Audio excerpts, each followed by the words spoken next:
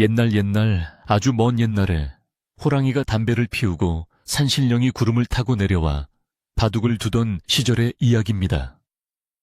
깊고 깊은 상월짜기, 구름도 쉬어 넘는다는 운곡 마을에는 사시사철 맑은 물이 흐르고 아침이면 안개가 자욱하게 피어올라 마치 신선이 사는 동네처럼 신비로운 기운이 감돌곤 했습니다.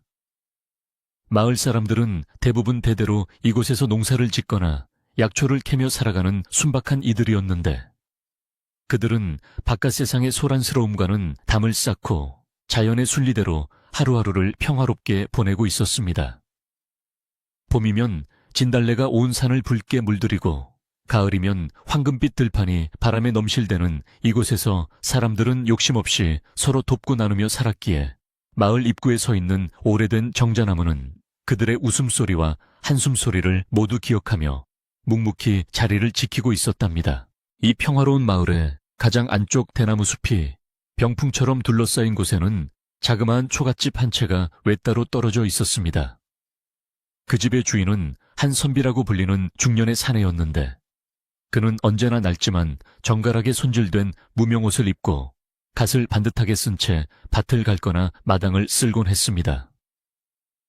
마을 사람들은 그가 정확히 어디서 왔는지, 왜 이 깊은 상월까지 들어와 홀로 지내는지 알지 못했지만 그의 점잖은 말투와 기품 있는 행동거지를 보며 그저 과거에 큰 뜻을 품었던 선비가 세상에 실망하여 은거하는 것이라 짐작할 뿐이었습니다.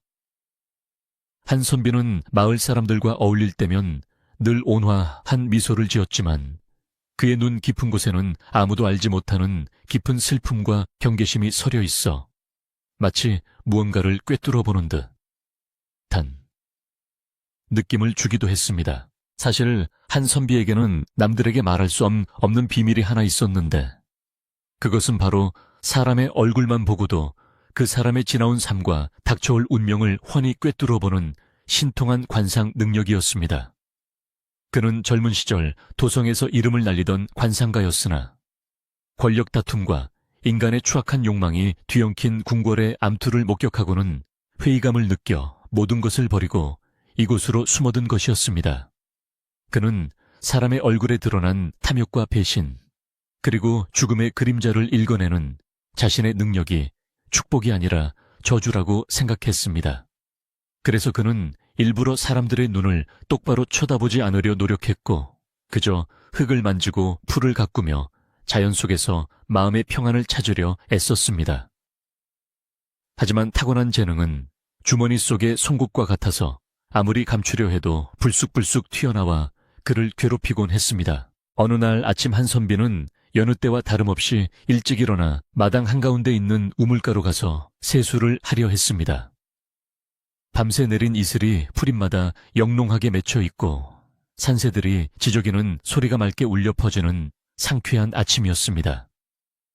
그는 두레박을 던져 차가운 우물물을 길어 올렸는데 물동이에 담긴 물 표면에 자신의 얼굴이 비치자 잠시 동작을 멈추고 한참을 들여다보았습니다. 물에 비친 그의 얼굴은 세월의 흐름을 비껴가지 못해 주름이 하나둘 늘어가고 있었지만 눈빛만은 여전히 형형하게 빛나고 있었습니다. 그는 자신의 얼굴에서 고단함과 동시에 아직 끝나지 않은 어떤 운명의 파도가 다가오고 있음을 읽어내고는 깊은 한숨을 내쉬며 찬물로 얼굴을 거칠게 씻어내어 그 상을 지워버리려 했습니다. 한선비는 아침 식사를 간단히 마친 후 집 뒤편에 있는 텃밭으로 나가 무와 배추를 돌보기 시작했습니다. 흙냄새는 그에게 유일한 위로이자 안식처였는데 식물들은 거짓말을 하지 않고 심은 대로 거두며 계절이 바뀌면 어김없이 꽃을 피우고 열매를 맺기 때문이었습니다. 그는 호미로 땅을 고르며 잡초를 뽑아내고 벌레 먹은 잎을 떼어내며 무념무상의 시간을 보냈습니다. 그때 마을 어귀에 사는 김노인이 지게의 땔감을 잔뜩 쥐고 지나가다가 한선비에게 인사를 건넸습니다. 한선비, 오늘도 부지런하구만. 날이 점점 차지는데 겨울 채비는 다 했는가? 한선비는 허리를 펴고 김노인을 바라보며 빙그레 웃었습니다. 네, 어르신. 덕분에 조금씩 준비하고 있습니다. 어르신도 무릎이 편찮으실 텐데 무리하지 마십시오. 김노인이 멀어지는 뒷모습을 보며 한선비는 씁쓸한 표정을 지었는데 방금 스쳐 지나간 김노인의 미간 사이에서 희미하게 병색이 짙어지는 것을 보았기 때문입니다. 그는 말을 해줄까 망설였지만 괜한 걱정을 끼치거나 자신의 능력을 들키게 될까봐 그저 마음속으로 김노인의 건강을 빌어주는 것밖에 할 수 없었습니다. 이런 일이 한두 번이 아니었기에 그는 사람을 대하는 것이 늘 조심스럽고 때로는 두렵기까지 했습니다. 그는 다시 바틸로 주의를 돌리려 했지만 한 번 보인 상은 머릿속에서 쉽게 지워지지 않아 호미질하는 손길이 잠시 무거워졌습니다.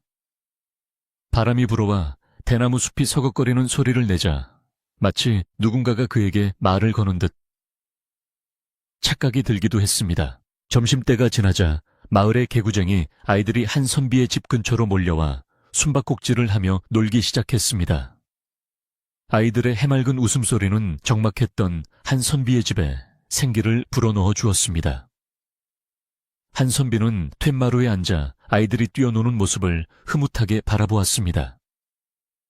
아이들의 얼굴은 아직 세상의 때가 묻지 않아 투명하고 깨끗했으며 그들의 눈동자는 어떤 욕심도 없이 그저 즐거움으로 가득 차 있었습니다. 그는 아이들을 볼 때마다 마음이 정화되는 것을 느꼈고 인간이 본래 가지고 태어나는 선한 본성이 저 아이들의 얼굴에 그대로 드러나 있음을 확인하며 안도감을 느꼈습니다. 그는 부엌으로 들어가 감자를 쪄서 아이들에게 간식으로 내어주었고 아이들은 고사리 같은 손으로 감자를 받아들고 고맙습니다 라고 외치며 맛있게 먹었습니다. 해가 서산으로 뉘엿뉘엿 넘어가기 시작하자 상월마을은 금세 어둑어둑해지며 저녁 연기가 피어올랐습니다. 집집마다 아궁이에 불을 지피는 매캐하면서도 구수한 냄새가 바람을 타고 날아왔고 한선비도 저녁을 짓기 위해 부엌으로 들어갔습니다. 그는 쌀을 씻어 솥에 안치고 아궁이에 장작을 넣어 불을 붙였습니다.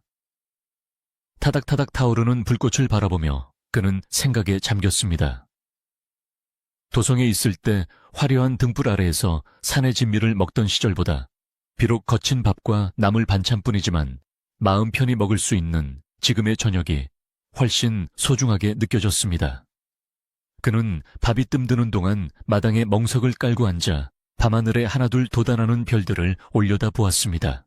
그날 밤 한선비는 잠자리에 들기 전 오래된 서랍 깊숙한 곳에서 낡은 책 한 권을 꺼내 들었습니다. 그것은 그가 평생을 바쳐 연구했던 관상학의 비기가 담긴 책으로 버리고 싶어도 차마 버리지 못한 그의 분신과도 같은 물건이었습니다. 그는 호롱불 아래에서 책장을 넘기며 옛 스승의 가르침을 되새겼습니다. 상은 마음에서 비롯되고 마음은 상을 바꾼다. 진정한 관상가는 겉모습이 아니라 그 사람의 마음 그릇을 읽어야 한다. 그는 이 구절을 수없이 읽었지만 세상은 마음보다 겉모습에 현혹되는 경우가 많았고 진실을 말해도 믿지 않는 어리석음으로 가득 차 있었습니다. 그는 책을 덮으며 다시는 이 지식을 세상에 내보이지 않으리라 다짐했습니다. 며칠 뒤 마을 장터가 열리는 날이 되었습니다. 한선비는 필요한 생필품을 사기 위해 오랜만에 장터로 나갔습니다. 장터는 인근 마을에서 모여든 사람들로 북적였고 각종 물건을 사고 파는 소리와 흥정하는 소리로 시끌벅적했습니다. 한선비는 사람들과 부딪히지 않도록 조심하며 걷고 있었는데 장터 한 구석에 모여 웅성거리는 사람들의 모습이 눈에 들어왔습니다. 호기심에 가까이 다가가 보니 도성에서 온 보부상 한 명이 사람들에게 나라 돌아가는 이야기를 해주고 있었습니다. 보부상은 침을 튀기며 임금님의 병세가 위중하다느니 조정에 간신들이 들끓어 백성들의 삶이 더욱 고달파질 것이라느니 하는 흉흉한 소문을 늘어놓고 있었습니다. 한선비는 그 이야기를 듣는 순간 가슴이 철렁 내려앉았습니다. 그가 도성을 떠날 때만 해도 왕세자였던 지금의 임금은 성품이 어질고 총명하여 성군의 자질이 보였던 인물이었습니다. 그는 임금의 얼굴에서 고난을 겪겠으나 끝내 나라를 태평성대로 이끌 상을 보았었는데 지금 병석에 누워있다니 믿을 수가 없었습니다. 게다가 간신들이 득세한다는 말은 그가 우려했던 일이 현실이 되고 있음을 의미했습니다. 그는 불안한 마음을 감추고 서둘러 장을 봐서 집으로 돌아왔지만 머릿속은 온통 도성의 소식으로 어지러웠습니다. 바람에 흔들리는 억새풀조차 마치 백성들의 탄식처럼 들려와 그의 마음을 무겁게 짓눌렀습니다. 집으로 돌아온 한선비는 방문을 걸어 잠그고 곰곰이 생각에 잠겼습니다. 자신이 이곳에 숨어 지내는 동안 세상은 잘못된 방향으로 흘러가고 있는 것 같았습니다. 그는 벽에 걸린 낡은 거울을 보며 자신에게 물었습니다. 나는 도망자인가? 아니면 때를 기다리는 은둔자인가? 그는 답을 찾지 못한 채 답답한 가슴을 치며 마당으로 나왔습니다. 밤바람이 제법 차갑게 느껴졌고 하늘에는 먹구름이 잔뜩 끼어 달빛조차 희미했습니다. 그는 대나무 숲을 바라보며 마음을 다스리려 했지만 불길한 예감은 쉽게 사라지지 않았습니다. 마치 폭풍우가 몰아치기 전에 고요함처럼 마을 전체가 숨을 죽이고 무언가를 기다리는 듯한 기묘한 정막이 흘렀습니다. 다음 날 마을에는 낯선 소문이 돌기 시작했습니다. 이웃 마을의 부자가 땅을 사들이며 소장료를 올리려 한다는 이야기였습니다. 특히 우리 마을의 유지인 최 부자가 그들과 결탁하여 마을 사람들의 땅을 빼앗으려 한다는 소문은 순식간에 퍼져나갔습니다. 최 부자는 본래 욕심이 많고 심술궂기로 유명한 자였는데 한선비의 집터가 명당이라는 소리를 듣고 예전부터 눈독을 들이고 있었습니다. 한선비는 마을 사람들이 삼삼오오 모여 걱정스러운 얼굴로 수군거리는 것을 보며 자신의 평화로운 응어 생활에도 위기가 닥쳐오고 있음을 직감했습니다.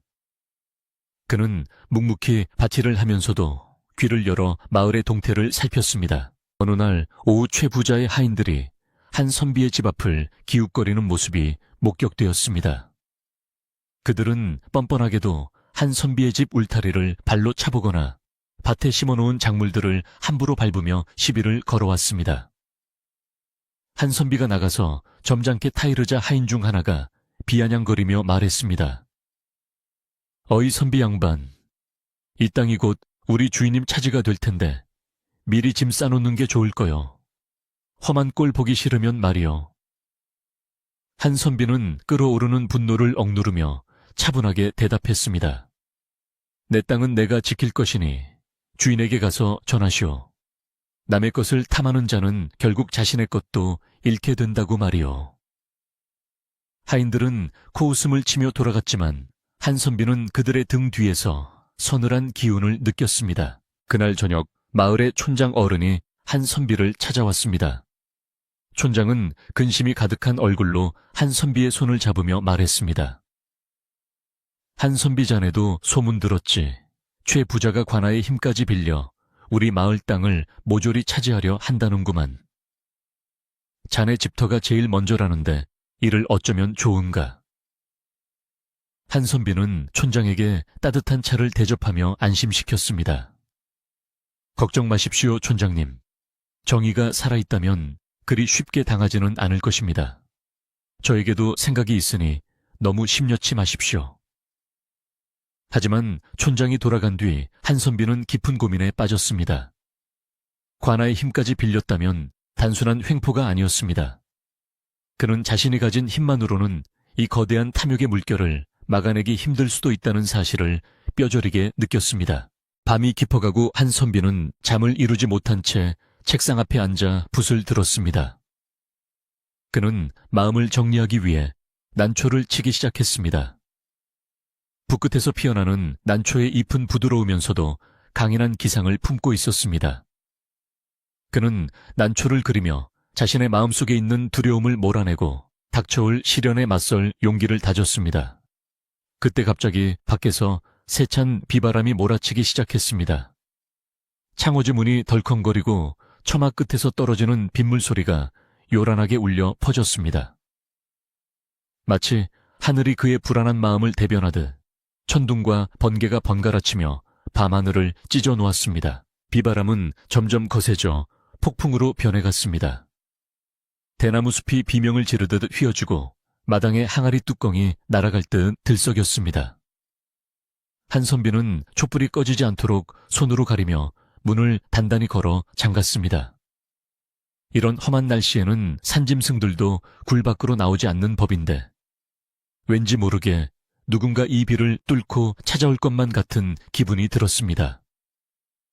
그의 예감은 한 번도 틀린 적이 없었기에 그는 옷매무새를 다듬고 앉아 문 쪽을 주시했습니다.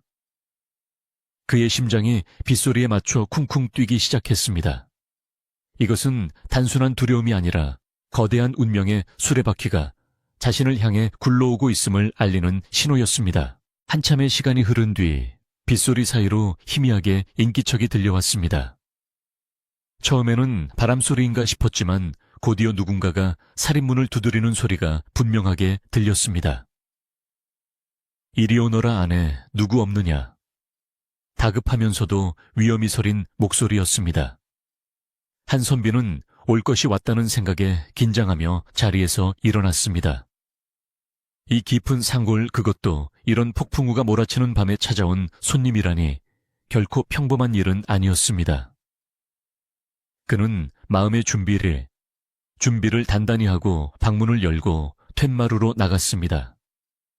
칠흑 같은 어둠 속에서 번개가 번쩍이자 빗속에 서 있는 두 사람의 그림자가 보였습니다. 비에 흠뻑 젖은 채 서 있는 두 사내.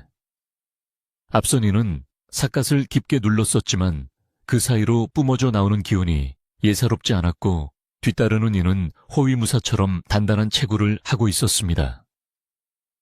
한선비는 직감적으로 알았습니다.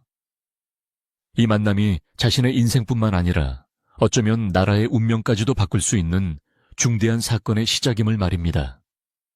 그는 비를 피할 수 있도록 처마 밑으로 그들을 안내하며 정중하게 말했습니다.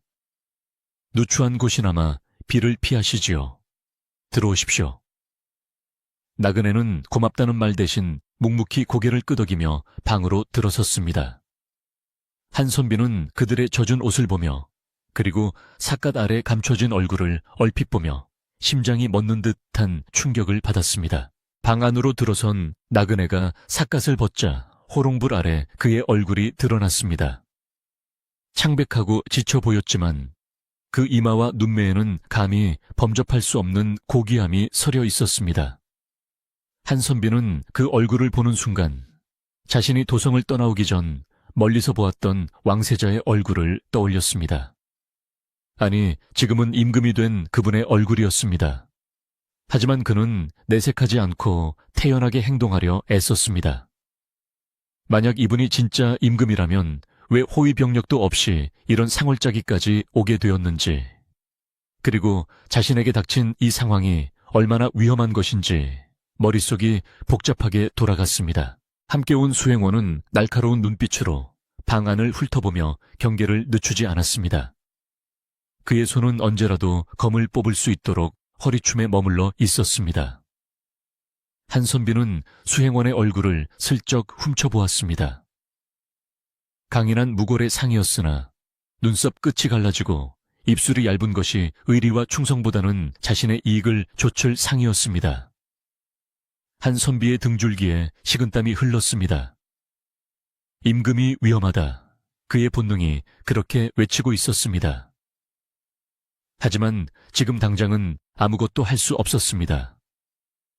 그는 우선 젖은 옷을 말릴 수 있도록 불을 더 지피고 따뜻한 물을 내어오기로 했습니다. 부엌으로 나온 한선비는 떨리는 손을 진정시키며 물을 끓였습니다. 밖에는 여전히 비바람이 몰아치고 있었고 방 안에는 정체를 숨긴 임금과 속을 알 수 없는 수행원이 앉아 있었습니다. 그리고 마을 아래에서는 탐욕스러운 최부자가 호시탐탐 기회를 노리고 있었습니다. 이 모든 상황이 한꺼번에 들이닥친 오늘 밤 한선비는 자신이 더 이상 방관자로 남을 수 없음을 깨달았습니다. 그는 숨겨왔던 관상가의 눈을 다시 떠야만 했습니다. 그래야만 이 위태로운 밤을 무사히 넘기고 자신과 마을 그리고 나라를 지킬 수 있을 것이라 생각했습니다. 그는 끓는 물을 사발에 담으며 굳은 결의를 다졌습니다. 한 선비가 물 사발을 들고 방으로 들어서자 나그네는 지친 기색으로 벽에 기대어 있었고 수행원은 여전히 꼿꼿하게 앉아 한 선비를 주시했습니다. 한 선비는 조심스럽게 물을 권하며 나그네의 얼굴을 다시 한번 자세히 살폈습니다. 용의 눈을 가졌으나 구름에 가려진 형상 임에는 근심의 주름이 깊게 패어 있었지만 턱선의 힘은 아직 살아 있었습니다. 아직 기회는 있다. 한 선비는 속으로 되뇌었습니다. 이 밤이 지나고 나면 모든 것이 달라질 것이라는 예감과 함께 그는 폭풍우 속에 고립된 자신의 작은 집이 이제 역사의 소용돌이 한가운데에 서게 되었음을 받아들였습니다. 밖에서는 천둥 소리가 마치 전쟁의 북소리처럼 쿵쾅거리며 울려 퍼지고 있었습니다. 거친 비바람이 몰아치던 밤은 깊어만 가고 한 선비의 작은 방 안에는 묘한 침묵이 감돌고 있었습니다. 호롱불 심지가 타들어가며 가끔 탁 하고 튀는 소리를 낼 때마다 방 안에 앉은 세 사람의 그림자가 벽 위에서 일렁거렸습니다. 한 선비는 젖은 옷을 말리고 있는 두 나그네를 위해 아랫목을 내어주고 자신은 문가에 앉아 그들의 동태를 살피고 있었습니다. 나그네는 따뜻한 아랫목에 앉아 몸을 녹이고 있었지만 그의 표정은 여전히 풀리지 않는 근심으로 딱딱하게 굳어 있었습니다. 반면 수행원은 방 안의 구조를 눈으로 훑으며 마치 적진에 들어온 장수처럼 경계심을 늦추지 않고 있었습니다. 밖에서 들려오는 천둥 소리가 마치 그들의 불안한 심리 상태를 대변하는 듯하여 방 안의 공기는 점점 더 무겁게 가라앉고 있었습니다. 한 선비는 부엌에서 쪼온 감자와 따뜻한 숭늉을 소반에 받쳐 들고 들어왔습니다. 변변치 않습니다만 시장기라도 속이시지요. 상월이라 내드릴 것이 이것밖에 없습니다. 한 선비가 공손하게 권하자 나그네는 감사의 눈빛을 보내며 감자 하나를 집어들었습니다. 그 손길은 매우 조심스럽고 우아하여 그가 평소에 거친 음식을 먹어보지 않았음을 단번에 알 수 있었습니다. 나그네는 뜨거운 감자를 호호 불어가며 천천히 베어 물었고 그 소박한 맛에 잠시나마 긴장이 풀린 듯 희미한 미소를 지었습니다. 그러나 수행원은 음식을 앞에 두고도 선뜻 손을 대지 않고 먼저 은수저를 꺼내 국물에 담가보거나 냄새를 맡아보는 등 기이한 행동을 했습니다. 이는 마치 독이 들어있지 않은지 확인하는 절차 같아 보였습니다. 한 선비는 수행원의 무례하고 의심 많은 행동을 모른 척하며 곁눈질로 그의 얼굴을 찬찬히 뜯어보았습니다. 호롱불 빛에 드러난 수행원의 얼굴은 얼핏 보면 충직한 무사처럼 보였으나 자세히 들여다보면 미간이 좁고 눈꼬리가 뱀처럼 차갑게 치켜 올라가 있었습니다. 관상학에서 이르기를 이런 눈을 가진 자는 자신의 이익을 위해서는 주인을 무는 것도 서슴지 않는다고 했습니다. 또한 입술이 지나치게 얇고 입꼬리가 살짝 비틀려 있어 속마음과 겉말이 다름을 나타내고 있었습니다. 한 선비는 속으로 혀를 찼습니다. 저런 자를 곁에 두다니 귀한 분의 앞날이 위태롭구나. 그는 수행원의 얼굴에서 짙은 배신의 기운을 읽어냈지만 지금 당장은 내색할 수 없었기에 짐짓 태연한 척 숭늉을 들이켰습니다. 나그네는 감자를 다 먹고 난 뒤 조용히 한 선비에게 말을 걸었습니다. 주인장 신세를 져서 미안하오. 길을 잃고 헤매던 채 이런 비를 만나 당황스러웠는데 덕분에 한시름 놓았소. 이 마을은 참으로 조용하고 평화로워 보이는구려. 그의 목소리에는 깊은 울림이 있었고 듣는 사람을 편안하게 만드는 힘이 있었습니다. 한 선비는 고개를 숙이며 대답했습니다. 과찬의 말씀입니다. 그저 산골 촌부들이 모여 사는 작은 마을일 뿐입니다.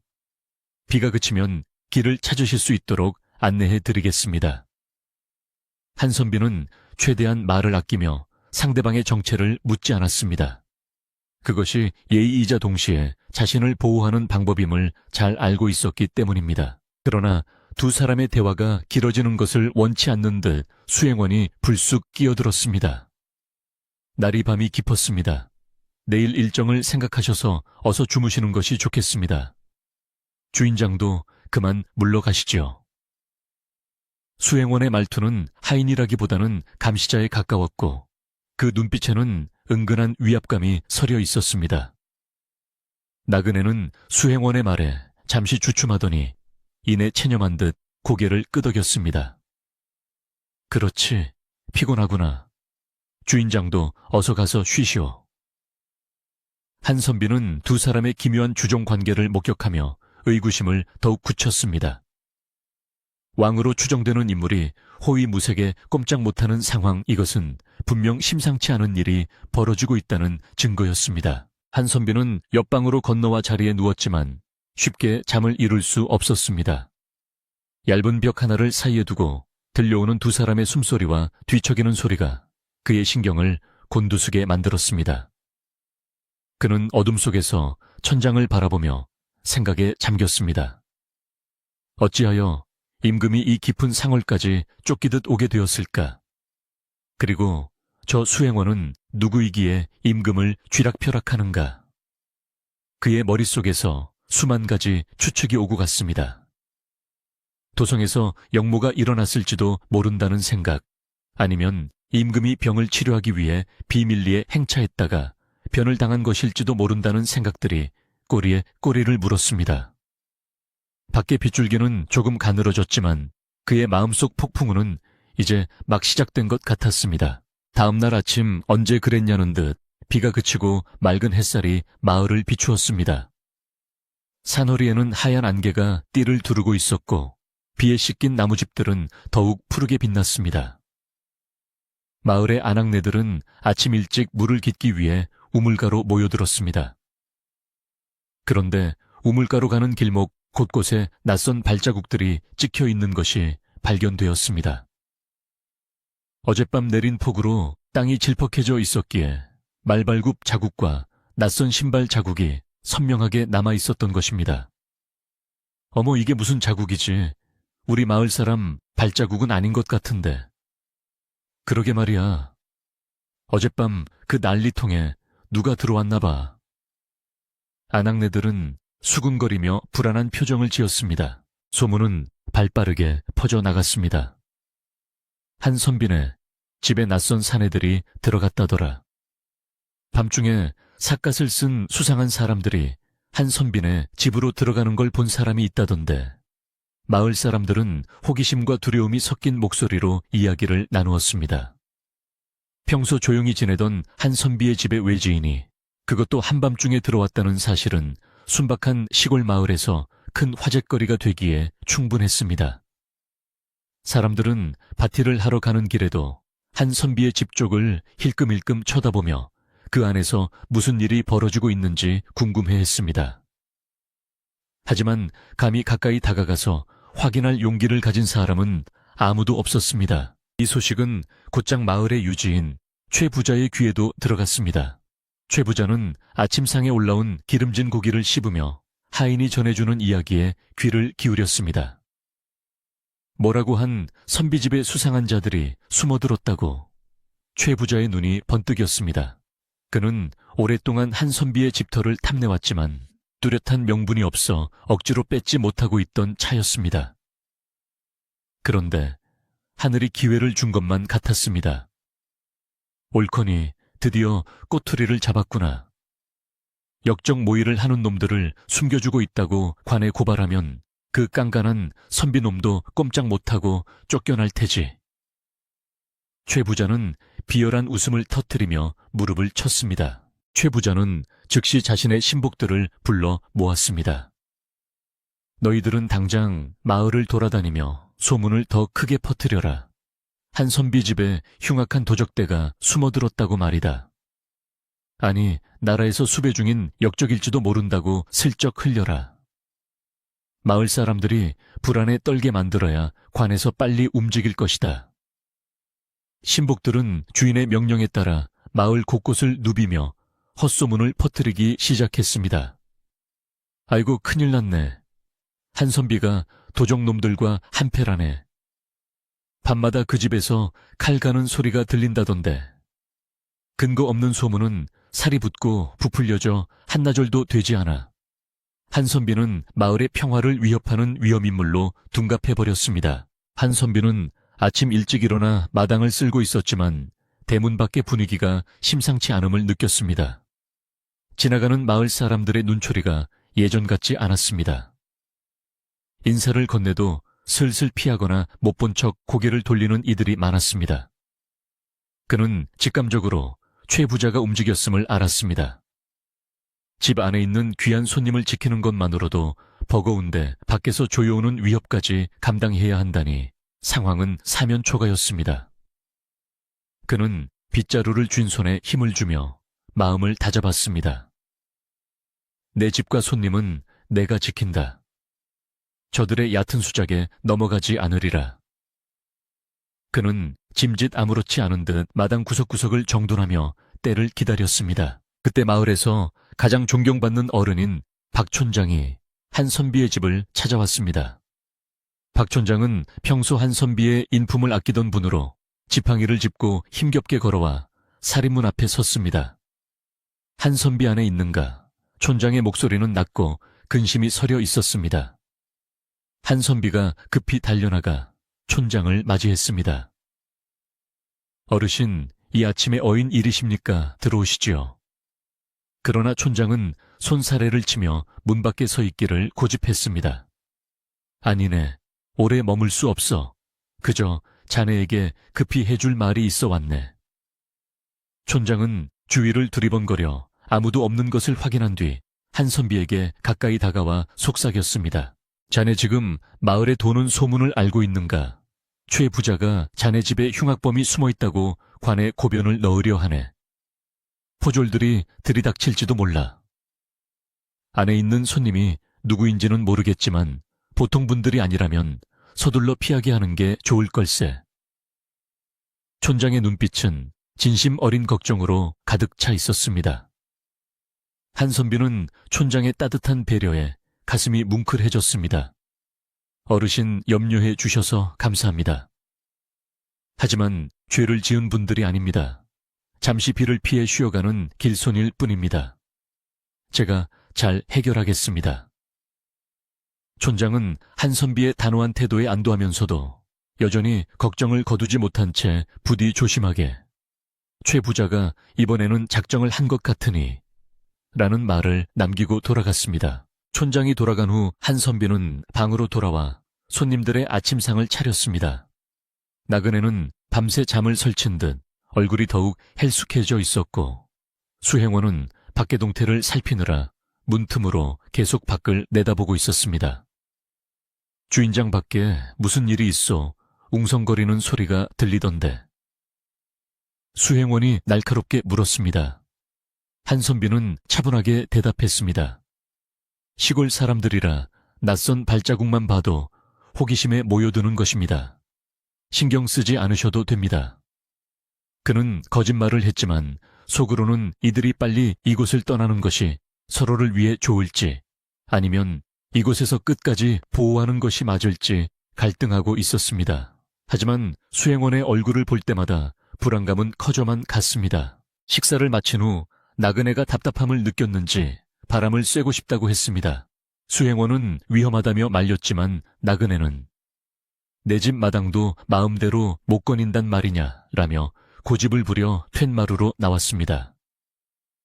맑은 공기를 마시며 나그네는 한선비가 가꾸어 놓은 텃밭을 바라보았습니다. 참으로 정갈하게 가꾸었구나. 농작물 하나하나에 주인의 정성이 깃들어 있어. 나그네의 칭찬에 한선비가 머리를 조아렸습니다. 부끄럽습니다. 그저 땅이 주는 대로 거둘 뿐입니다. 나그네는 먼 산을 바라보며 혼잣말처럼 중얼거렸습니다. 나라의 정사도 이 텃밭 가꾸두듯 하면 좋을 터인데 잡초를 뽑고 거름을 주어 백성들이 편히 살 수 있게 해야 하는데 지금은 잡초가 곡식을 덮어버린 형국이구나. 그 말 속에는 나라를 걱정하는 임금의 고뇌가 고스란히 담겨 있었습니다. 한선비는 그 말을 듣고 확신했습니다. 이분은 성군이 될 자질을 가진 분이시다. 지금의 시련만 넘긴다면 반드시 나라를 바로잡을 분이다. 그는 자신이 가진 관상의 능력으로 이분을 도와야 한다는 사명감을 느꼈습니다. 그는 용기를 내어 말했습니다. 날이 겨울이 오기 전에는 반드시 서리가 내리고 찬바람이 불지만 뿌리가 튼튼한 나무는 결코 쓰러지지 않는 법입니다. 잠시 쉬어 가심이 훗날 더 큰 숲을 이루는 밑거름이 될 것입니다. 한선비의 말에 나그네는 놀란 눈으로 그를 바라보았습니다. 시골 선비의 입에서 나오기 힘든 식견과 위로였기 때문입니다. 그때 수행원이 거칠게 문을 열고 나오며 대화를 끊었습니다. 나리 밖에서 사람들이 몰려오는 소리가 들립니다. 어서 방으로 드십시오. 그의 목소리는 다급했지만 한선비는 그 눈빛에서 묘한 기대감을 읽었습니다. 마치 기다리던 일이 일어났다는 듯한 눈빛. 수행원은 나그네를 거의 밀치듯 방 안으로 들여보내고는 자신도 따라 들어갔습니다. 한선비는 그 찰나의 순간에 수행원의 입가에 스친 비릿한 미소를 놓치지 않았습니다. 저자는 최 부자나 관아의 움직임을 이미 알고 있었거나 혹은 그들과 내통하고 있는 것이 아닐까 의심은 확신으로 변해가고 있었습니다. 곧이어 대문 밖이 소란스러워지기 시작했습니다. 이리 오너라 관에서 나왔다. 쩌렁쩌렁한 고함 소리와 함께 대문이 쾅 하고 열렸습니다. 붉은 옷을 입은 포졸들과 최 부자 그리고 그 뒤를 따르는 마을 사람들이 우르르 마당으로 들이닥쳤습니다. 최 부자는 의기양양한 표정으로 앞장서서 한선비를 손가락질했습니다. 저놈이다. 저놈이 집에 수상한 자들을 숨겨놓고 역모를 꾸미고 있다. 당장 저놈을 포박하고 집안을 샅샅이 뒤져라. 평화롭던 한선비의 마당은 순식간에 아수라장으로 변했습니다.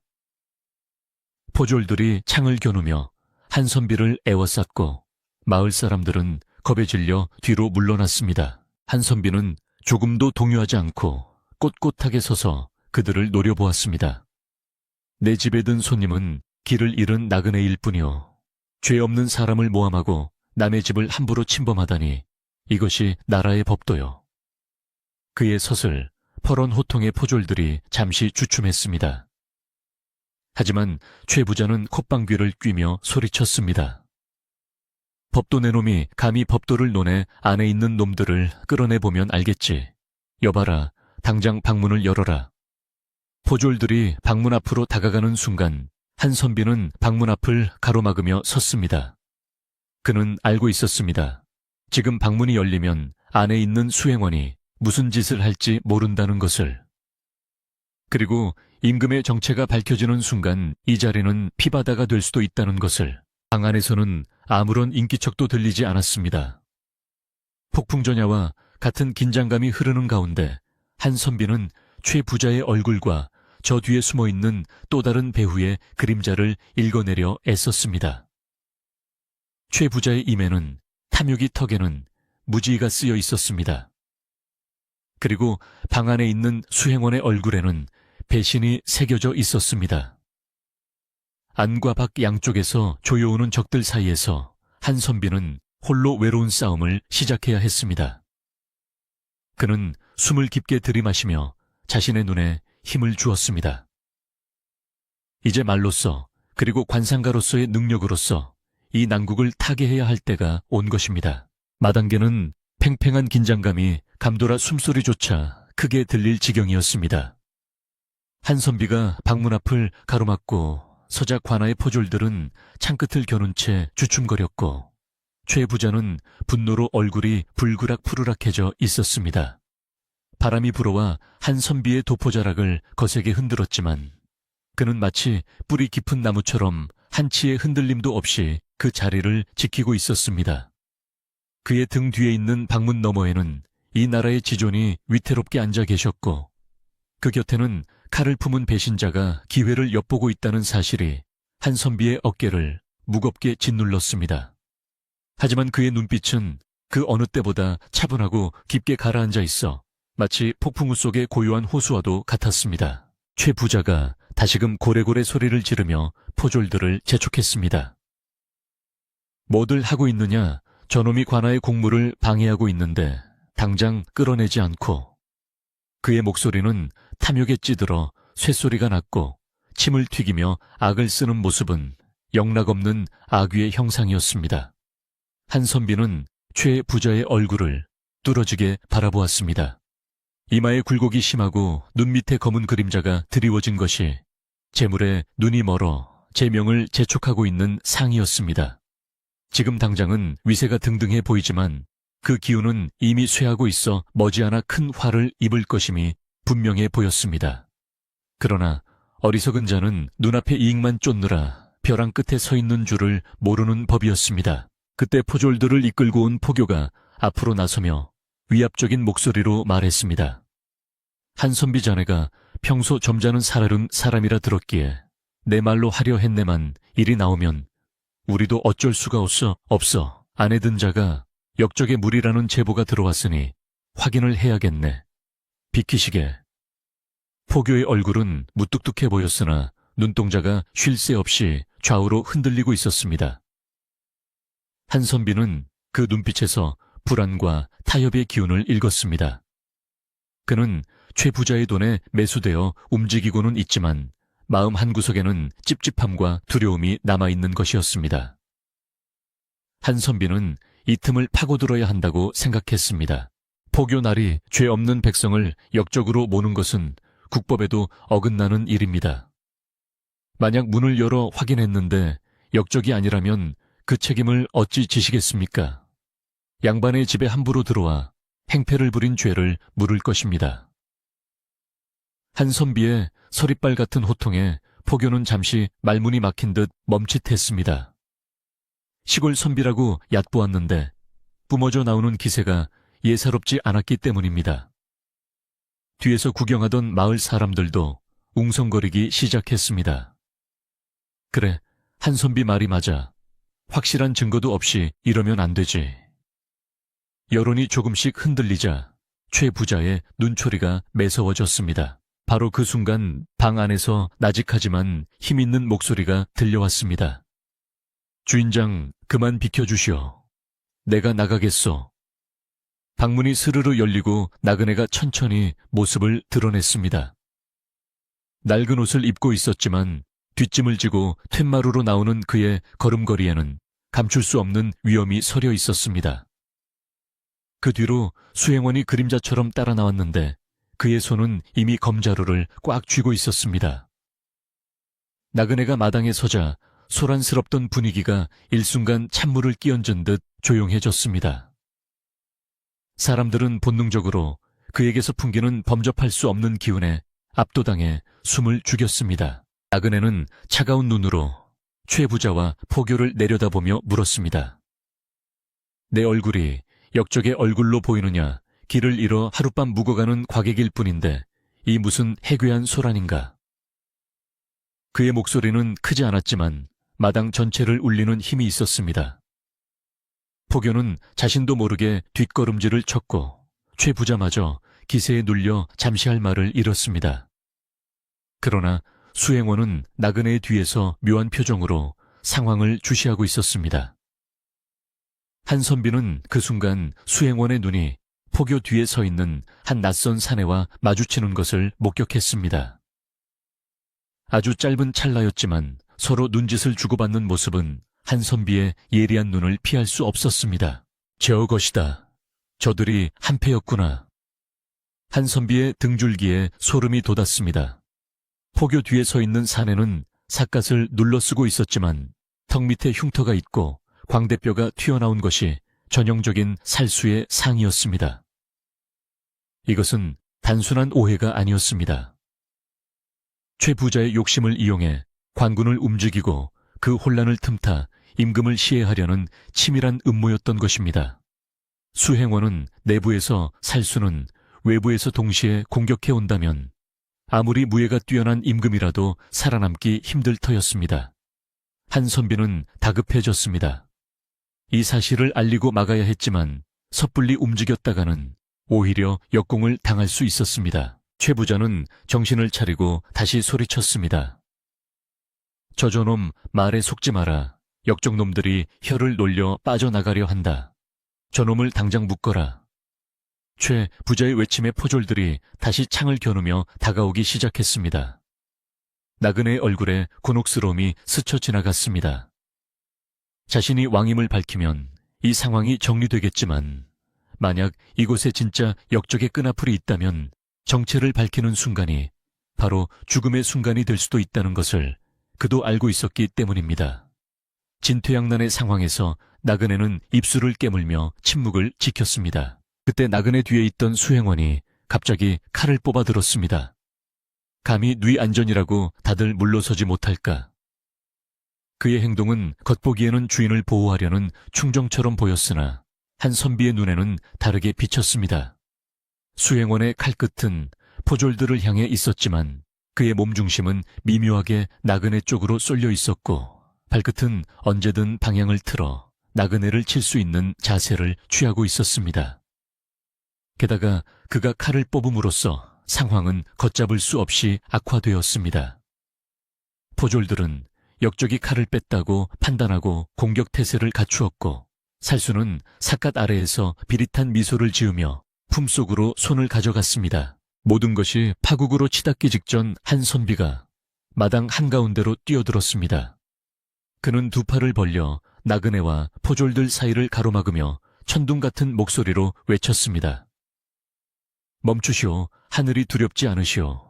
그의 갑작스러운 행동에 모두의 시선이 그에게 쏠렸습니다. 한 선비는 숨을 몰아쉬며 하지만 그 어느 때보다 또렷한 눈빛으로 사람들을 하나하나 쏘아보았습니다. 내 눈은 속일 수 있어도 당신들 얼굴에 쓰여있는 하늘의 뜻은 속일 수 없어. 지금 이 자리에 억울한 피를 보게 된다면 여기 있는 모두가 3대를 멸하는 천벌을 피하지 못할 것이오. 한 선비의 기백에 눌린 포교가 멍하니 물었습니다.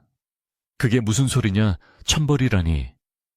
한 선비는 이때다 싶어 자신의 관상 능력을 드러내기로 결심했습니다. 그는 먼저 최 부자를 손가락으로 가리키며 말했습니다. 최대감, 당신의 미간에는 지금 검붉은 기운이 요동치고 있어. 그것은 재물이 들어오는 징조가 아니라 집안의 기둥이 무너지고 곳간이 불타 없어질 흉조여. 욕심이 과하여 눈을 가리니 제 발로 불구덩이에 뛰어드는 꼴이 아니고 무엇이오. 최 부자는 뜨끔하여 얼굴을 만지작거렸습니다. 평소 미신을 잘 믿던 그였기에 한 선비의 섬뜩한 예언은 그의 가슴에 불안의 씨앗을 심기에 충분했습니다. 이어서 한 선비는 포교 뒤에 숨어있던 살수를 정확히 지목했습니다. 그리고 거기 삿갓 쓴 자 고개를 드시오. 당신의 얼굴에는 살기가 가득하여 주위의 공기마저 차갑게 만들고 있어. 눈썹이 끊어지고 인중이 비틀어진 것은 부모도 모르는 폐륜의 상이여. 오늘 이 자리에서 피를 본다면 당신의 목숨 또한 오늘 밤을 넘기지 못할 것이오. 살수는 흠칫 놀라며 몸을 숨기려 했지만 이미 마을 사람들의 시선이 그에게 꽂혀 있었습니다. 어머, 저 사람은 누구야? 우리 마을 사람이 아닌데. 정말 무섭게 생겼네. 사람들의 수군거림이 커지자 살수는 당황한 기색이 역력했습니다. 마지막으로 한 선비는 천천히 몸을 돌려 나그네 곁에 서 있는 수행원을 바라보았습니다. 수행원은 한 선비의 시선을 피하며 딴청을 피우려 했지만 한 선비는 그에게 한 걸음 더 다가갔습니다. 그리고 자네. 한 선비의 목소리는 낮고 서늘했습니다. 자네의 눈은 주인을 향하고 있으나 마음은 칼끝에 가 있네. 왼쪽 눈 밑의 점이 붉게 달아오르는 것은 배신의 징조가 극에 달했음을 뜻하지. 입술이 얇아 신의가 없고 귀가 뒤집혀 주인의 말을 듣지 않으니 자네는 겉으로는 호위무사이나 속은 주인을 무는 독사와 같네. 수행원의 얼굴이 사색이 되었습니다. 자신의 속마음을 들킨 것 같은 공포와 분노가 뒤섞여 그의 얼굴을 일그러뜨렸습니다. 내 이놈, 어디서 헛소리를 짓거리느냐. 감히 내가 누군 줄 알고. 수행원이 칼을 들어 한 선비를 배려하자 나그네가 엄한 목소리로 제지했습니다. 멈춰라. 그 칼 거두지 못하겠느냐. 나그네는 수행원의 과도한 반응을 보며 한 선비의 말에 일리가 있음을 직감했습니다. 평소 충직해 보이던 부하가 이토록 당황하며 살기를 드러내는 것은 분명 숨기는 것이 있다는 증거였습니다. 나그네의 눈빛이 의심으로 바뀌어 수행원을 향했습니다. 한 선비는 멈추지 않고 말을 이었습니다. 사람의 얼굴은 그 사람이 살아온 이력서이자 앞으로 살아갈 예언서입니다. 거짓말로 입을 막을 수는 있어도 얼굴에 드러난 진실은 가릴 수 없습니다. 지금 이 마당에는 충신과 역적 선인과 악인이 뒤섞여 있으나 그 얼굴들을 보면 누가 누구인지 명백히 드러납니다. 그는 마을 사람들을 향해 호소했습니다. 여러분, 제 말이 거짓말 같습니까? 제가 이 마을에서 살며 남을 속이거나 해를 끼친 적이 있었습니까? 저 살기 어린 자들의 얼굴을 보십시오. 저들이 정말 나라를 위해 온 사람들처럼 보입니까? 순박한 마을 사람들은 한 선비의 진심 어린 호소에 동요하기 시작했습니다. 그들은 한 선비가 평소에 보여준 정직하고 성실한 모습을 기억하고 있었고, 반면에 지금 마당을 차지하고 있는 낯선 자들에게서는 왠지 모를 위화감과 공포를 느끼고 있었습니다. 맞아, 한 선비는 거짓말할 사람이 아니야. 저 삿갓 쓴 사람은 눈빛이 꼭 뱀 같아. 민심이 한 선비 쪽으로 기울자 포교와 포졸들도 함부로 움직이지 못하고 눈치만 보게 되었습니다. 최 부자는 안절부절 못하며 발을 동동 구르기 시작했습니다. 이건 다 요설이다. 저놈이 요사스러운 말로 우리를 홀리려 한다. 하지만 한 선비의 관상풀이는 단순한 말장난이 아니었습니다. 그것은 상대방의 가장 깊숙한 내면을 찔러 무장해제시키는 날카로운 칼과 같았습니다. 수행원은 식은땀을 흘리며 칼자루를 쥔 손을 부들부들 떨었고 살수는 군중 속으로 숨어들며 도망칠 기회를 엿보았습니다. 나그네는 이 혼란스러운 상황 속에서 한 선비가 만들어준 틈을 놓치지 않았습니다. 그는 한 걸음 앞으로 나서며 수행원에게서 한 발짝 멀어졌습니다. 이제 누구도 믿을 수 없는 상황에서 그는 오직 자신의 판단과 저 낯선 시골 선비의 눈을 믿어보기로 했습니다. 한 선비는 하늘을 올려다보며 깊은 숨을 내쉬었습니다. 구름 사이로 해가 모습을 감추고 다시금 바람이 거세지기 시작했습니다. 마치 하늘도 이 숨막히는 대결의 결말을 숨죽여 지켜보는 듯 했습니다. 그는 다시 시선을 내려 최부자와 포교 그리고 숨어있는 살수와 흔들리는 수행원을 차례로 둘러보았습니다. 이제 곧 모든 것이 밝혀질 것이었습니다.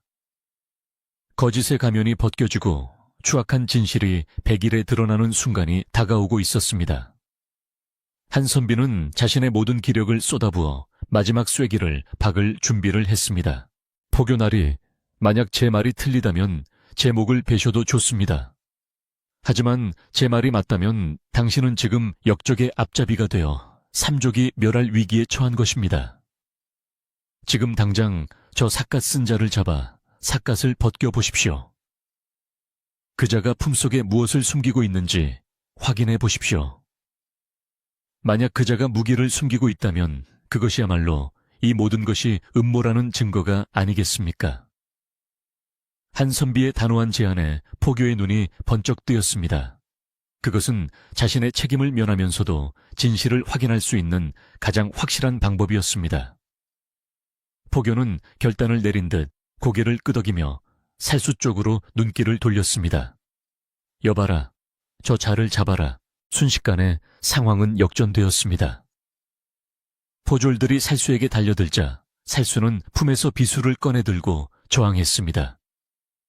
이놈들 오지 마라. 살수의 손에 들린 시퍼런 비수를 본 마을 사람들은 비명을 지르며 흩어졌고 최 부자는 털썩 주저앉았습니다. 정말로 흉기를 든 자가 있었던 것입니다. 한 선비의 말이 사실로 드러나는 순간이었습니다. 수행원 또한 살수가 발각되자 당황하여 어쩔 줄 몰라 했습니다. 그의 눈은 갈 곳을 잃고 방황했고 나그네는 그 모습을 싸늘하게 지켜보고 있었습니다. 이제 가면 뒤에 숨어있던 괴물들이 제 모습을 드러내기 시작했습니다. 한선비는 그 혼란의 한가운데 서서 고요하지만 강렬한 눈빛으로 다가올 폭풍을 정면으로 마주하고 있었습니다. 살수가 품에서 시퍼런 비수를 꺼내들자 마당은 순식간에 아수라장으로 돌변하여 사람들의 비명소리가 하늘을 찔렀습니다. 겁에 질린 마을 사람들은 혼비백산하여 뒤로 물러났고 일부는 바닥에 넘어져 뒹굴기도 했습니다. 포졸들은 당황하여 우왕좌왕했지만 곧 정신을 차리고 창을 겨누며 살수를 애워싸기 시작했습니다. 살수는 궁지에 몰린 쥐가 고양이를 물듯 살기 어린 눈빛을 번뜩이며 비수를 휘둘러 포졸들의 접근을 막았습니다. 쉭쉭거리는 칼바람 소리가 공기를 갈랐고 그 서슬 퍼런 기세에 눌려 누구도 쉽게 다가가지 못했습니다. 한선비는 이 혼란스러운 와중에도 침착함을 잃지 않고 자신의 몸으로 나그네를 가리며 뒤로 물러날 공간을 확보하려 애썼습니다. 그의 등 뒤에서는 식은땀이 흘러내렸지만 눈앞의 상황을 직시하는 그의 시선은 매처럼 날카로웠습니다. 그때 나그네의 수행원이 흔들리는 눈빛으로 전세를 살피더니 갑자기 결단을 내린 듯 칼을 고쳐주고 나그네를 향해 몸을 돌렸습니다. 포졸들이 살수에게 정신이 팔린 틈을 타 자신의 주인을 인질로 삼아 이 위기를 빠져나가려는 속셈이었습니다. 수행원의 얼굴은 공포와 탐욕으로 일그러져 있었고 입가에는 비릿한 경련이 일고 있었습니다. 모두 꼼짝 말아 움직이면 이분의 목을 베겠다. 수행원의 고함 소리에 살수를 잡으려던 포졸들의 움직임이 뚝 멈추었고 마당에는 다시금 무거운 침묵이 내려앉았습니다. 믿었던 호위무사의 배신에 나그네는 깊은 배신감을 느낀 듯 입술을 깨물었지만 당황하지 않고 차가운 눈으로 배신자를 노려보았습니다. 한선비는 이 절체절명의 순간에 다시 한번 앞으로 나서며 수행원의 눈을 똑바로 쳐다보았습니다. 그의 목소리는 낮았지만 뼈를 때리는 듯한 힘이 실려 있었습니다. 칼을 거두시오. 당신의 얼굴에 드리운 죽음의 그림자가 보이지 않소. 지금 그 칼을 휘두른다면 당신은 영원히 씻을 수 없는 역적의 이름을 쓰고 지옥불에 떨어질 것이오. 하지만 지금이라도 멈춘다면 적어도 짐승이 아닌 인간으로 죽을 기회는 얻을 것이오. 한선비의 말은 수행원의 흔들리는 마음을 정확히 파고들었습니다. 수행원은 자신의 운명을 꿰뚫어 보는 듯한 한선비의 눈빛에 압도되어 쥐고 있던 칼자루가 땀으로 미끄러질 정도로 손을 떨기 시작했습니다. 수행원이 주춤하는 사이 나그네는 전광석화와 같은 몸놀림으로 수행원의 손목을 쳐서 칼을 떨어뜨리고 단숨에 그의 팔을 꺾어 제 앞에 버렸습니다. 평소 병약해 보이던 나그네의 모습은 온데간데 없고 오랫동안 무예를 연마한 고수의 기품이 느껴지는 순간이었습니다. 수행원은 비명 한 번 제대로 지르지 못하고 바닥에 무릎을 꿇리렸습니다. 이 모습을 지켜보던 살수 또한 전의를 상실하고 포졸들에게 덮쳐져 결박당하고 말았습니다. 순식간에 상황이 정리되자 마을 사람들은 멍하니 이 광경을 지켜볼 뿐이었습니다. 흙먼지가 가라앉고 거친 숨소리만 들리는 마당 한가운데 나그네는 흐트러진 옷매무새를 가다듬으며 천천히 고개를 들었습니다. 나그네는 바닥에 무릎 꿇린 수행원을 내려다보며 서글픈 목소리로 말했습니다. 내가 너를 믿고 내 등 뒤를 맡겼거늘 네가 어찌 내게 칼을 겨눌 수 있단 말이냐. 권력에 눈이 멀어 의리를 저버린 내 모습이 참으로 가엾구나. 그리고는 허리춤에서 마패를 꺼내 높이 들어 올렸습니다. 구름 사이로 내리쬐는 햇살을 받아 마패에 새겨진 말들이 황금빛으로 번쩍이자 포교와 포졸들은 소스라치게 놀라며 그 자리에 납작 엎드렸습니다. 상감마마 죽여 주시옵소서. 저희가 눈이 멀어 용안을 알아보지 못하고 큰 죄를 지었습니다. 포교의 떨리는 목소리가 마당에 울려 퍼지자 그제야 마을 사람들과 최부자도 사태를 파악하고 땅에 머리를 조아렸습니다. 나는 이 나라의 임금이다. 병을 치료하고 민정을 살피기 위해 잠행을 나왔다가 간신들의 흉계를 피해 이곳까지 오게 되었다. 왕의 목소리는 엄숙하고 위엄이 넘쳐 아까의 초라한 나그네와는 딴판이었습니다. 엎드려 있는 최 부자는 사시나무 떨듯 몸을 떨며 식은땀을 비오듯 흘리고 있었습니다. 자신이 감히 임금님이 머무시는 곳을 덮치고 역적으로 몰아세웠으니 목이 10개라도 모자랄 판이었습니다. 왕은 싸늘한 시선으로 최 부자를 내려다보며 꾸짖었습니다. 네가 이 마을의 부자라 들었다. 하늘이 너에게 재물을 준 것은 가난한 이웃을 돌보라는 뜻이거늘 너는 그 재물로 관할을 움직이고 죄 없는 백성을 괴롭혔으니 그 죄가 하늘에 닿는구나. 최 부자는 흙바닥에 머리를 찌으며 읍소했습니다. 전하, 죽을 죄를 지었습니다. 한 번만 살려주십시오. 제 재산을 모두 내놓아서라도 죄를 갚겠습니다. 왕은 한선비를 바라보며 물었습니다. 주인장, 이자를 어찌하면 좋겠소? 그대의 관상으로 보아 이자가 개과천선할 상인가? 한선비는 엎드려 있는 최 부자의 뒷모습과 옆 얼굴을 잠시 바라보았습니다. 공포에 질려 일그러진 얼굴이었지만 그 눈물 속에는 진심 어린 후회의 빛이 조금은 엿보였습니다. 한선비는 정중하게 대답했습니다.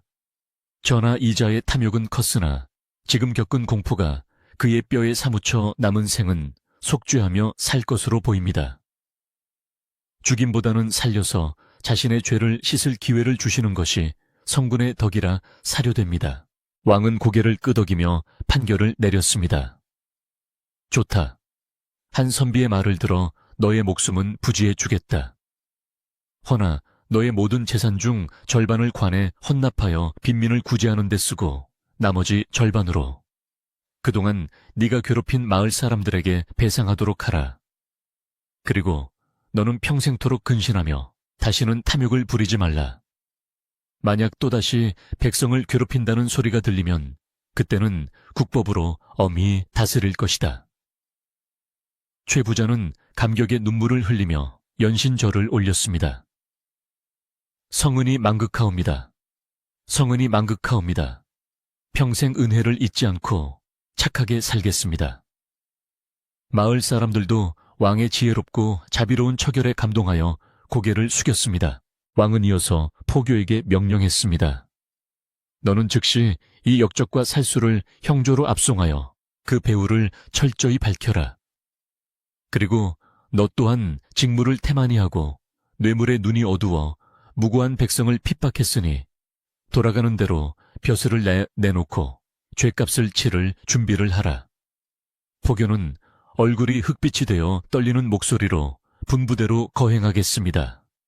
라고 대답한 뒤 포졸들을 시켜 결박당한 수행원과 살수를 끌고 나갔습니다. 죄인들이 끌려가고 최 부자가 하인들의 부축을 받아 비틀거리며 물러가자 마당에는 다시금 평온이 찾아왔습니다. 폭풍이 휩쓸고 간 자리는 어수선했지만 사람들의 마음속에 있던 공포의 먹구름은 씻은 듯이 사라졌습니다. 왕은 그제야 한 선비에게 다가가 두 손을 잡았습니다. 그대 덕분에 목숨을 구했소. 칼보다 무서운 것이 사람의 눈이라는 것을 오늘 비로소 깨달았소. 그대의 희안이 아니었다면 나는 믿었던 도끼에 발등을 찍히고 이 나라의 사직은 큰 위기에 처했을 것이오. 왕의 진심 어린 감사가 전해지자 한 선비는 황송하여 몸을 낮췄습니다. 아니옵니다, 전하. 저는 그저 보이는 대로 말씀드렸을 뿐입니다. 전하께서 덕을 쌓으셨기에 하늘이 도운 것이지 미천한 제가 한 일은 없습니다. 한 선비의 겸손한 태도에 왕은 더욱 감탄하며 그의 어깨를 두드려 주었습니다. 마을 사람들은 멀리서 이 모습을 지켜보며 감격스러워했습니다.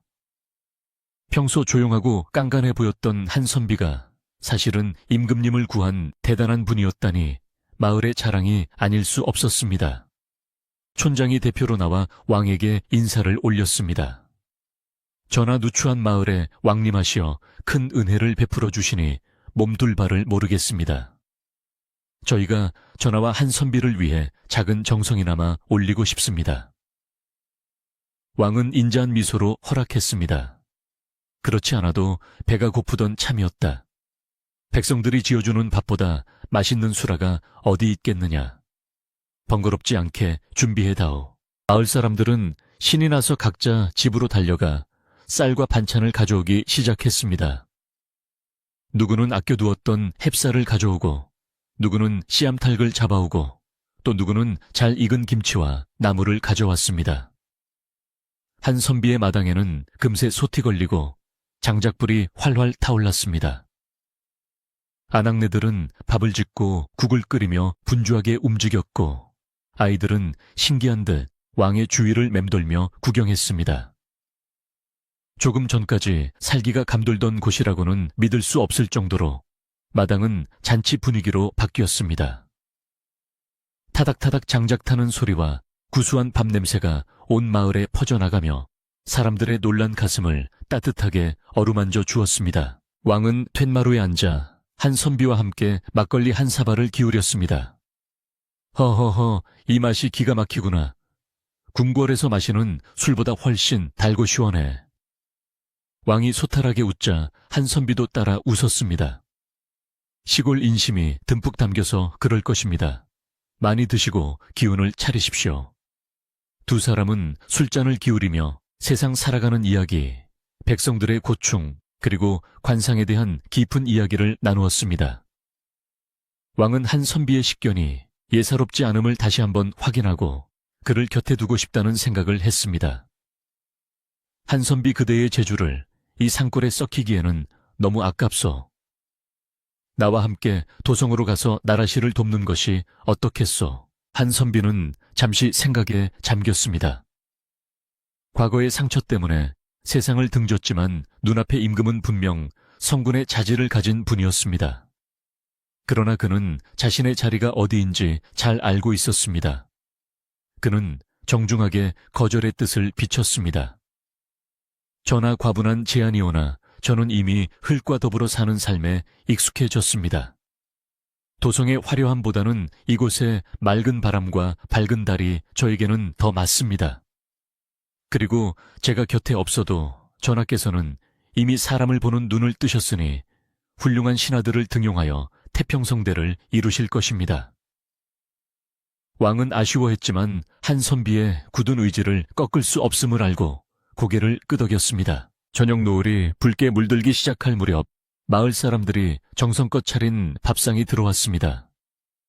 김이 모락모락 나는 쌀밥에 구수한 된장국 갖가지 나물과 노릇하게 구운 생선이 한 상 가득 차려졌습니다. 비록 산의 진미는 아니었지만 그 어떤 진수성찬보다 귀하고 따뜻한 밥상이었습니다. 왕과 한선비, 그리고 마을 사람들은 멍석을 깔고 둘러앉아 함께 밥을 먹었습니다. 자, 많이들 드십시오.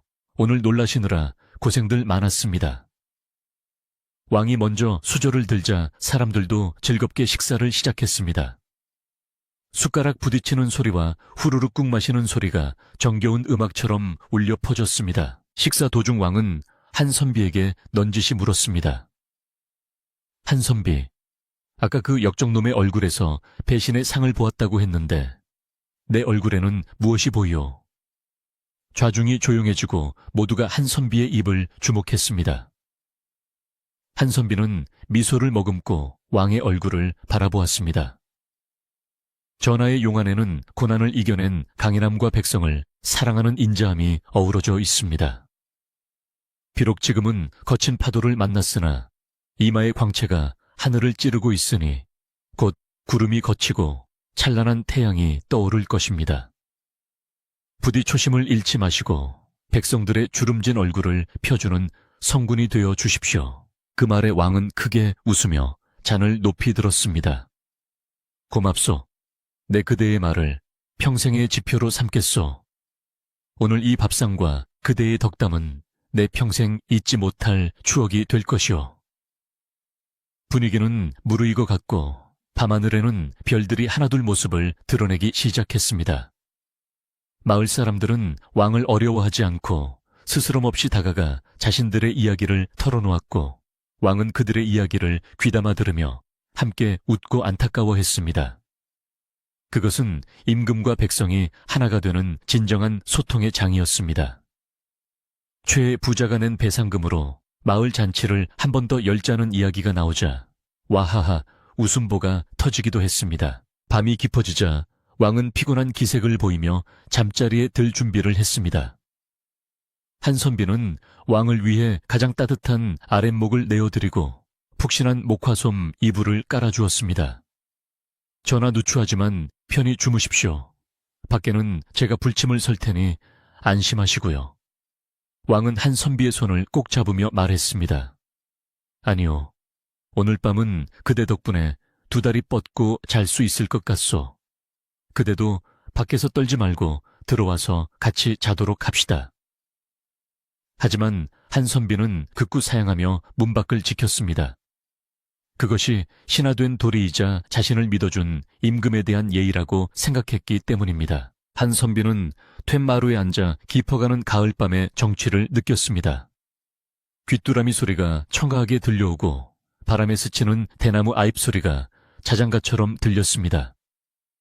어제까지만 해도 불길함으로 가득했던 이 집이 이제는 따뜻한 기운으로 가득 차 있었습니다.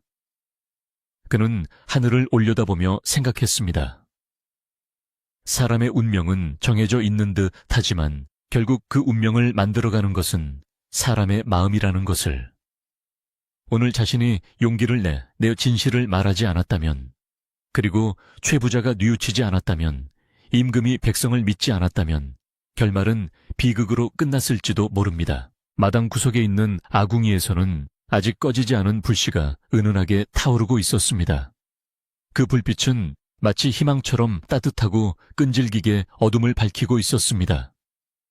한선비는 그 불빛을 바라보며 마음속에 있던 무거운 짐을 내려놓았습니다. 이제 모든 것이 제자리로 돌아왔습니다. 악한 자들은 떠나고 선한 자들은 위로받았으며 마을에는 다시 평화가 찾아왔습니다. 그는 내일 아침이 되면 또다시 밭을 갈고 씨를 뿌리는 평범한 농부로 돌아갈 것입니다. 하지만 오늘 밤 겪은 이 일은 그의 가슴 속에 영원히 꺼지지 않는 등불로 남을 것입니다. 집 안에서는 임금의 고른 숨소리가 들려왔습니다. 한선비는 문득 자신의 얼굴을 만져보았습니다. 거친 손끝에 닿는 주름진 피부가 느껴졌지만 그는 더 이상 자신의 얼굴을 보며 한숨 짓지 않았습니다. 자신의 얼굴에도, 그리고 임금의 얼굴에도, 마을 사람들의 얼굴에도 각자의 삶과 역사가 새겨져 있음을 있는 그대로 받아들이게 되었습니다. 밤이슬이 내려앉아 세상이 촉촉하게 젖어드는 시각 한선비는 평온한 마음으로 눈을 감고 잠시 명상에 잠겼습니다. 내일은 더 맑고 밝은 해가 떠오를 것 같은 예감이 들었습니다. 다음 날 아침 유난히 밝고 따스한 햇살이 운곡 마을의 안개를 걷어내며 찬란하게 비추었습니다. 간밤에 소란스러웠던 일들이 마치 꿈이었던 것처럼 마을은 다시 평온한 상월의 고요함을 되찾았습니다. 한선비의 집 마당에는 아침 일찍부터 부지런한 산새들이 날아와 지저귀고 있었고 처마 끝에 매달린 이슬방울은 보석처럼 영롱하게 반짝였습니다.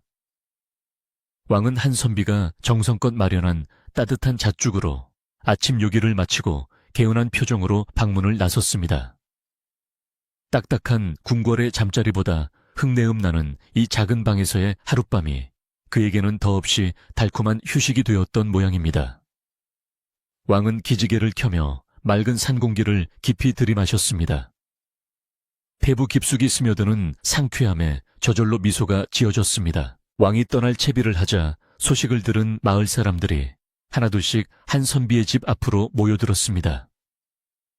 그들의 손에는 길 떠나는 나그네를 위해 챙겨온 찐 고구마 말린 감 옥수수 같은 소박한 간식들이 들려 있었습니다.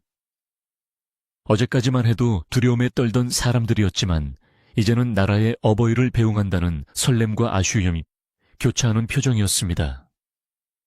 왕은 마을 사람들의 투박하지만 따뜻한 손을 일일이 잡아주며 작별 인사를 나누었습니다. 내 평생 이곳에서의 하룻밤을 잊지 못할 것이다.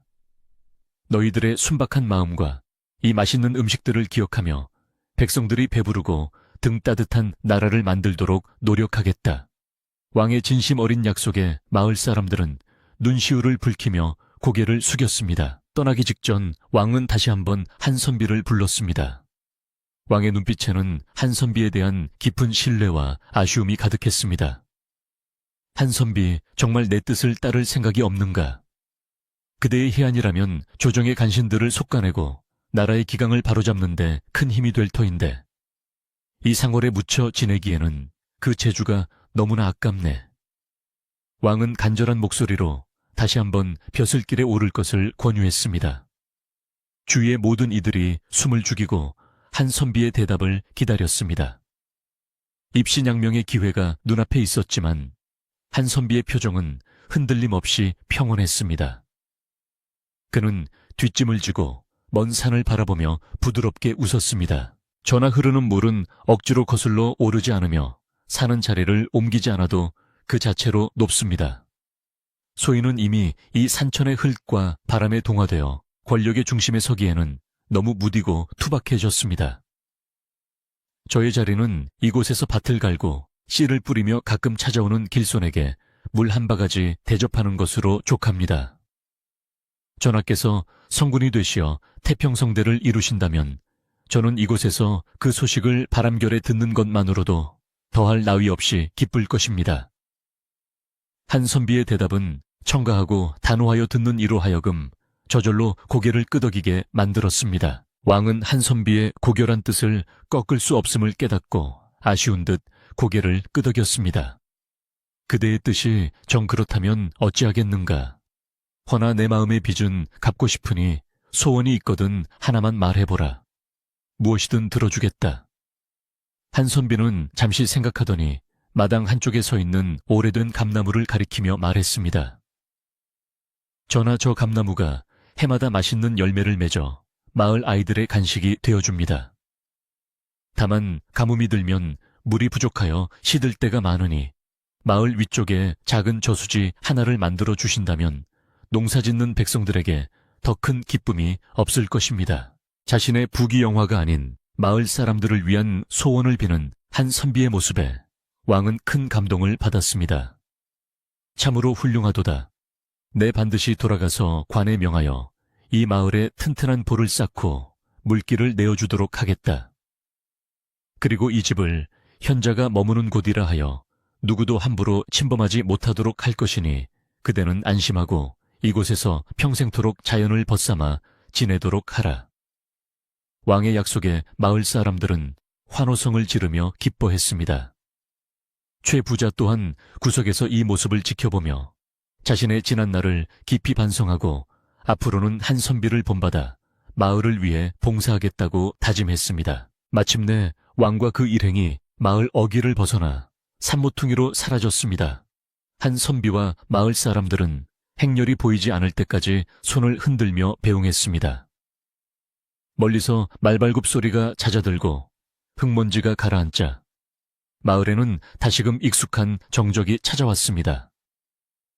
하지만 그 정적은 예전의 쓸쓸함과는 다른 충만하고 따뜻한 여운이 남는 고요함이었습니다.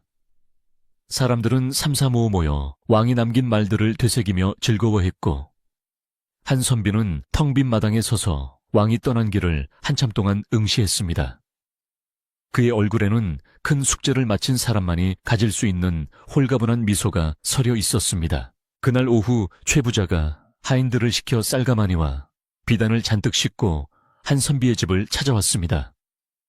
그는 한선비 앞에 무릎을 꿇고 진심으로 사죄했습니다. 선비님, 제 눈이 어두워 귀한 분을 알아보지 못하고 큰 죄를 지었습니다.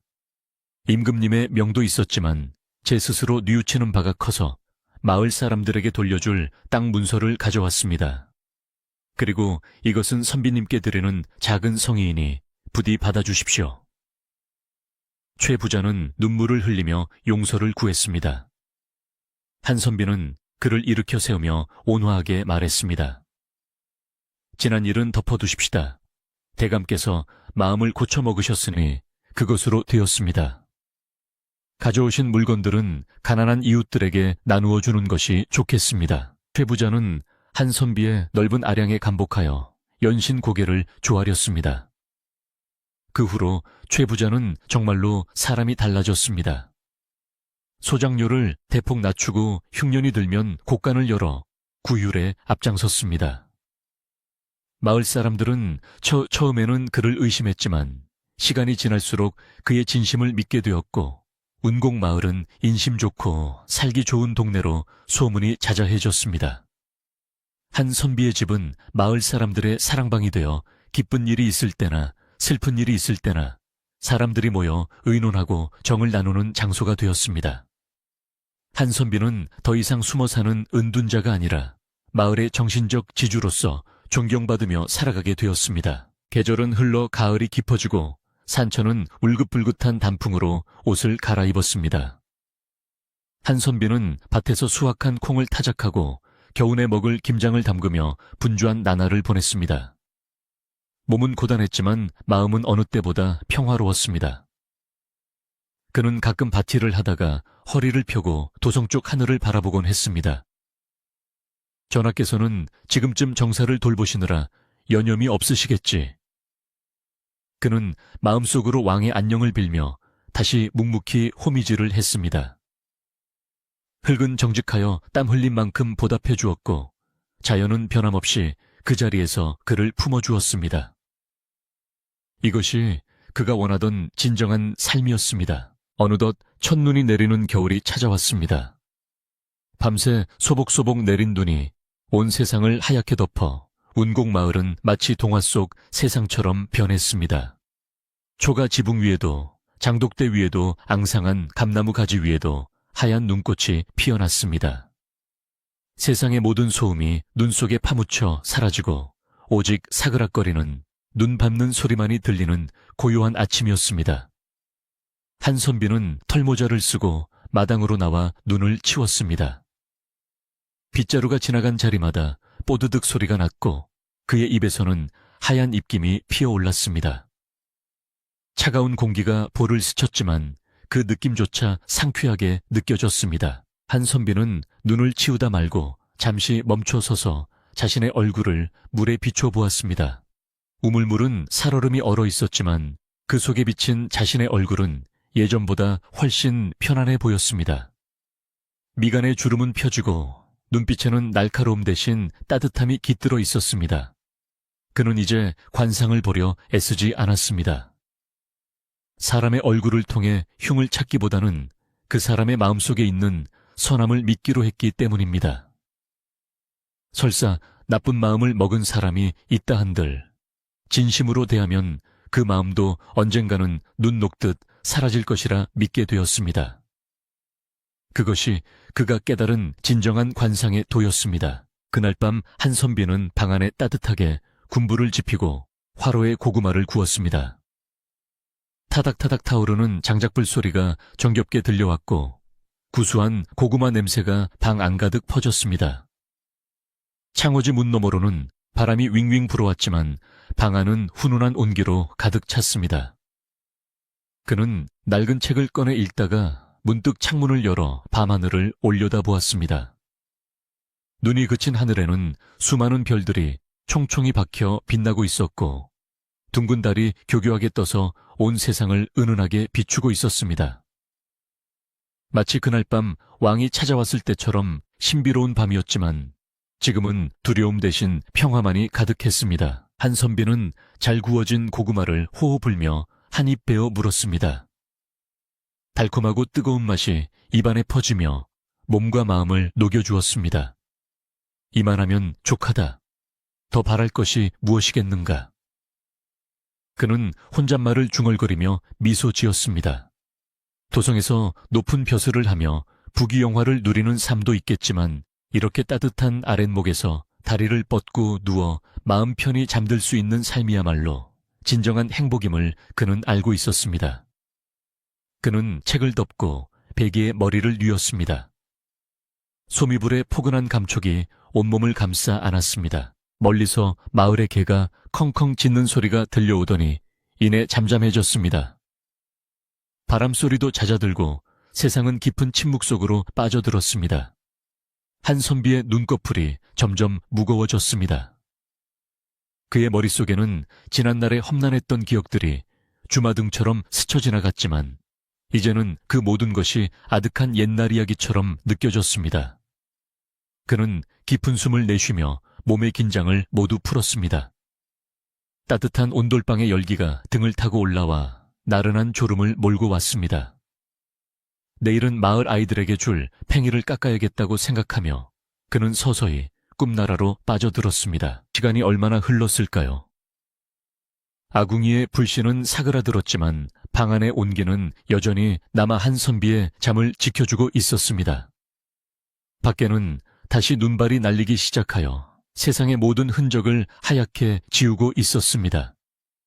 그렇게 웅곡마을의 밤은 깊어가고 한선비의 집은 눈 속에 파묻혀 고요히 잠들어 있었습니다. 세상의 소란스러움도 욕심도 근심도 모두 눈 밑에 묻어두고 오직 평화로운 꿈만이 가득한 밤이었습니다. 이제 이야기는 끝이 났습니다.